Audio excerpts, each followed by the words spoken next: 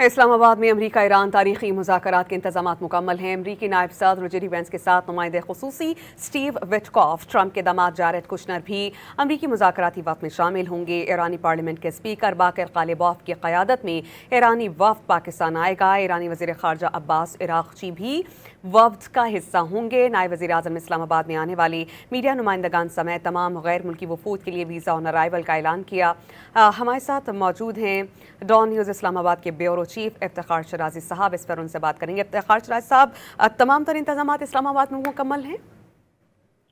جی بالکل، اسلام آباد میں اس اہم مذاکرات کے لیے جو خصوصی انتظامات کیے گئے تھے، جس میں ریڈ زون کو مکمل طور پہ سیل کرنا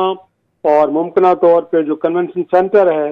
اسے مذاکرات کا مرکز قرار دیا جا رہا ہے، کیونکہ ممکنہ طور پہ کنونشن سینٹر کے اندر یہ مذاکرات ہوں گے، تو اس میں بھی تمام تر ضروری اقدامات کر لیے گئے ہیں۔ مہمانوں کے استقبال کے لیے راہوں کو بھی پاکستان کے جھنڈوں سے اور دیگر جھنڈوں سے سجا دیا گیا ہے، اور اب پاکستان کی قیادت منتظر ہے۔ اور جیسے کہ ناظرین کو معلوم ہے کہ امریکہ سے نائب صدر جے ڈی وینس کی قیادت میں وفد پاکستان کے لیے روانہ ہو چکا ہے، جس میں آپ نے بتایا کہ مشرق وسطی کے لیے صدر ٹرمپ کے خصوصی نمائندے اسٹیو وٹکاف اور ان کے داماد جیریڈ کشنر بھی شریک ہیں، جبکہ ایران کی جانب سے ان کے اسپیکر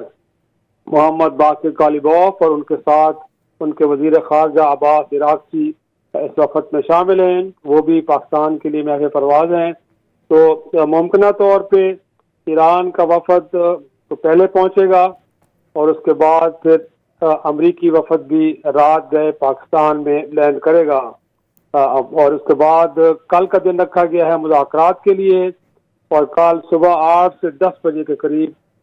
مذاکرات کا عمل شروع ہوگا، اور یقینی طور پر اس سے پہلے دونوں ملکوں کے وفود پاکستانی قیادت سے بریف ملاقاتیں کریں گے، اور اس کے بعد پھر مذاکرات کی میز کے اوپر براہ راست گفتگو کا سلسلہ شروع ہوگا۔ پاکستان میں گویا کہ ہفتے کے دن اور اتوار کے دن کے لیے انتظامات ہیں، تو جس سے اندازہ ہوتا ہے کہ مذاکرات کا عمل اگر رہا بھی سے تو یہ 2 روزہ ہوگا، لیکن بتایا یہ بھی گیا ہے کہ اگر فریقین چاہیں گے تو اس مذاکراتی عمل کو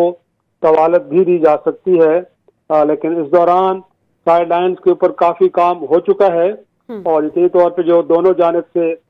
مطالبات ہیں یا شرائط ہیں وہ فریقین کو ایک طرح سے ان سے آگاہی آلریڈی ہے،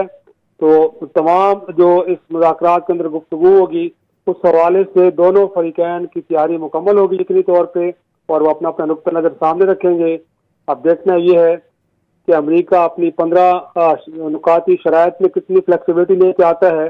اور پھر ایران کی جانب سے 10 نکاتی شرائط ہے اس میں کتنا کو فلیکسیبل وہ ہوگا، اور کیا یہ 1 روزہ یا پھر 2 روزہ مذاکرات کے بعد کو بہت بڑا بریک تھرو ہوگا، یا اس مذاکرات کے عمل کو جاری رکھنے پہ اتفاق ہوگا، اور ساتھ میں جو سیز فائر ہوا 15 روزہ اس میں ایکسٹینشن کا اعلان ہوگا۔ یقینی طور پہ پوری دنیا اس بات کی منتظر ہے کہ کل مذاکرات کا آغاز کیسے ہوتا ہے۔